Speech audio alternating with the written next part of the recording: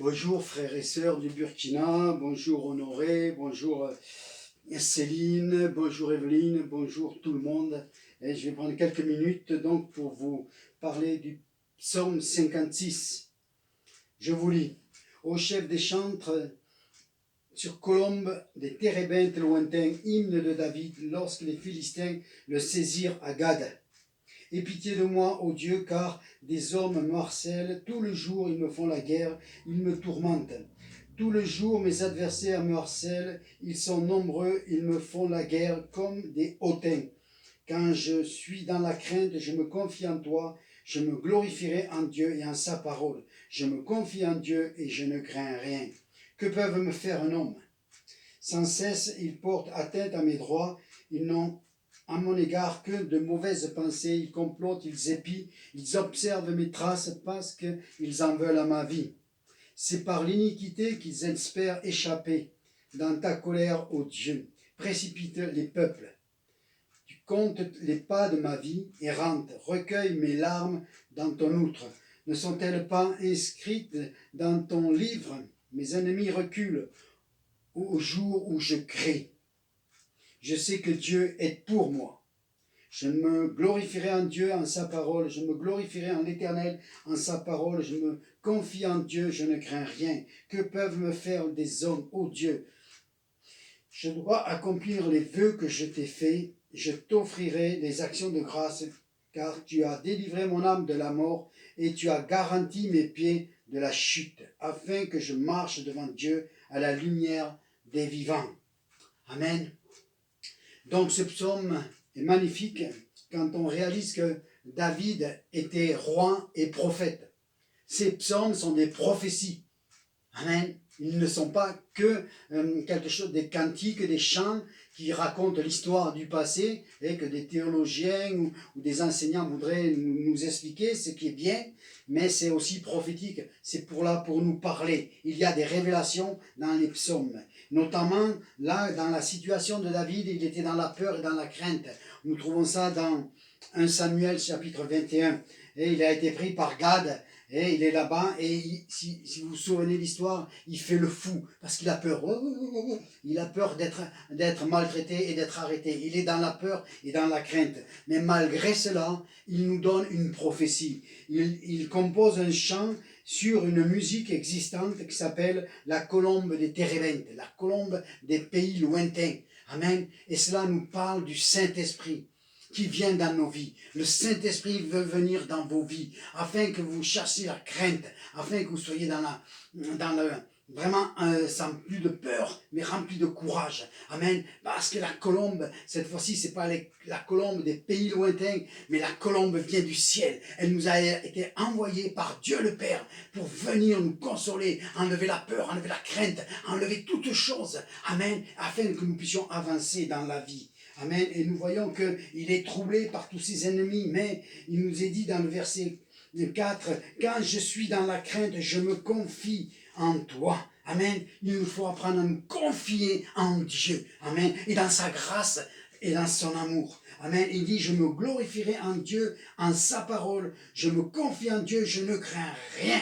Amen. C'est quelque chose qui est répété à plusieurs reprises. Nous voyons ça dans le verset 11 aussi. Amen. Verset 12. Je ne crains rien que pour me faire les hommes, quoi que nous fassent les hommes. Amen. Jésus l'avait dit, de toute manière, ne craignez pas ce qui peut tuer le corps, mais craignez plutôt celui qui peut tuer l'âme. Amen. Et nous n'avons rien à craindre des hommes. Nous n'avons rien à craindre de qui que ce soit, parce que Jésus est avec nous. Amen. Jésus est avec nous et il nous a laissé sa parole. Et nous devons méditer sa parole et nous appuyer sur toutes les promesses. Appuyez-vous sur les promesses et vous serez vainqueurs dans vos vies. Appuyez-vous sur les promesses de la parole de Dieu. Appuyez-vous sur la victoire de la croix que Jésus a obtenue, parce que il nous fait grâce sur grâce. Amen. Il ne tient pas compte de tes fautes, mais il nous fait grâce sur grâce. Amen. Et c'est pour ça que nous l'aimons. C'est pour ça que nous voulons marcher pour lui plaire. C'est pour ça que nous délaissons le péché pour avancer en nouveauté de vie avec le Seigneur Jésus-Christ. Amen. Écoutez cela et vous vivrez. Amen. Et nous voyons qu'il dit, au verset 7, il complote contre moi, et ainsi de suite. Mais un jour, la colère de Dieu va, au verset 8, la colère de Dieu va s'abattre sur nos ennemis. Un jour, la colère de Dieu va s'abattre sur tous ceux qui ont rejeté Dieu.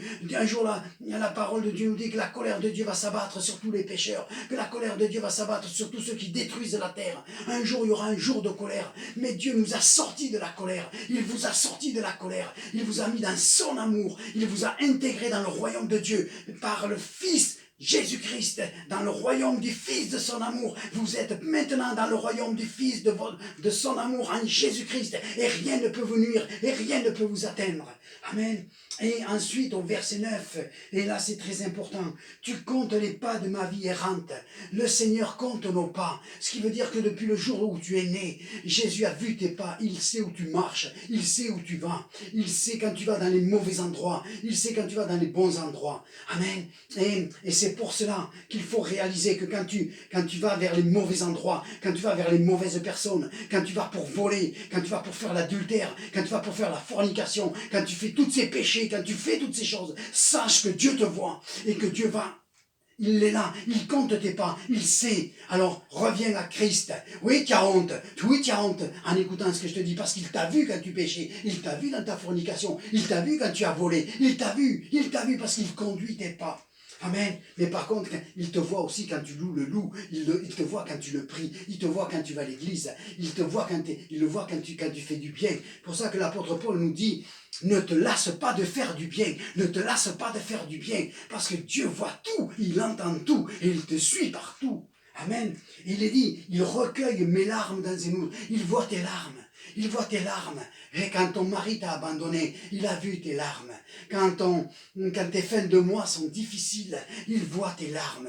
Dieu voit tes larmes. Et il nous a dit qu'il les met dans une outre, qu'il les garde. Jésus t'aime, Jésus t'aime. Et il voit tes larmes, il veut les sécher. Il veut sécher tes larmes. Il veut t'amener la paix, la joie dans ton cœur. Amen. C'est ce qu'il nous a dit. Il recueille les larmes dans ton outre, et elles sont écrites dans un livre. Quand il voit ta tristesse, sache que le Seigneur, il prend un livre et il l'écrit, il voit ta peine. Oh oui, il voit ta peine. Ne crois pas que tu es seul, ne crois pas que tu es saint, que tu es abandonné. Non, Jésus ne t'a jamais abandonné. Jésus est toujours auprès de toi. Crois simplement qu'il t'aime au maximum et qu'il veut être avec toi pour t'entourer. Il ne regarde pas qui tu es, il ne regarde pas ce que tu fais, il regarde simplement que tu es une âme qu'il aime et qu'il veut sauver. Amen. Et il nous est dit, mes ennemis reculent quand je crie à l'Éternel. Et quand tu cries à Dieu, et des fois par moments il te faut crier,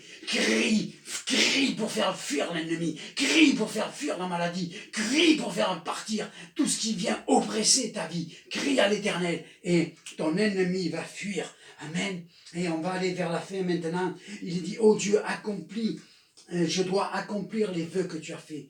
Et la Bible est claire à ce sujet-là. Ne fais pas de vœux pour Dieu si tu ne dois pas les tenir. Mais si tu fais des vœux, accomplis-les.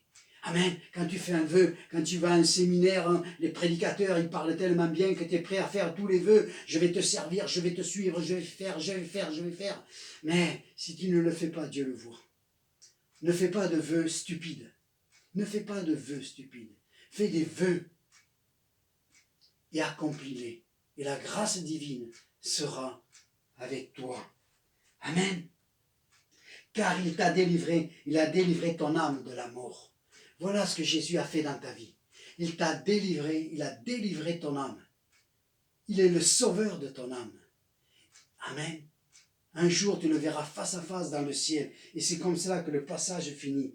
Hein? Je t'offrirai des actions de grâce, car tu m'as délivré mon âme de la mort. Tu as garanti mes pieds de la chute, afin que je marche devant Dieu à la lumière des vivants.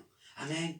Un jour, tu marcheras devant Dieu, à la lumière de tous les élus, de tous les vivants qui sont sauvés dans le ciel. Les vivants, c'est ceux qui ont été sauvés. Les vivants, c'est ceux qui le louent. Les vivants, c'est ceux qui connaissent Jésus-Christ et qui ont la robe blanche. Un jour, nous allons marcher ensemble à la lumière des vivants, face à face avec Jésus-Christ.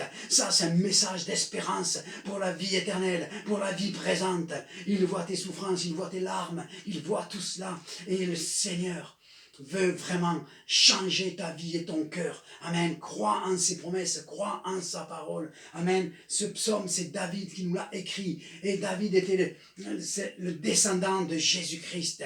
Amen. C'est comme si c'était même Jésus qui te disait toutes ces choses. Et Jésus, d'ailleurs, dans ses paroles, tu retrouves ces psaumes dans sa bouche. Alors que le Seigneur vous bénisse. Que le Seigneur vous bénisse, frères et sœurs du Burkina Faso. Amen. Sachez que Dieu est venu pour sécher vos larmes, pour sécher et assécher vos souffrances. Amen. Il a des promesses dans sa parole. Amen. Criez à l'Éternel et vous serez délivrés de la main de l'ennemi. Amen. Père, dans le nom de Jésus-Christ, je te prie maintenant d'étendre ta main puissamment sur chacun de mes frères et sœurs du Burkina Faso. Soyez bénis, soyez enrichis, soyez baptisés du Saint-Esprit, soyez guéris maintenant. Recevez de Dieu et marchez en nouveauté de vie, marchez en nouveauté de vie, marchez en nouveauté de vie en suivant sa parole et marchez dans les traces de ses pas. Amen, parce que c'est lui qui nous a tracés. Il est le chemin, la vérité et la vie et il veut marcher avec toi et à tes côtés. Père, dans le nom de Jésus. Amen.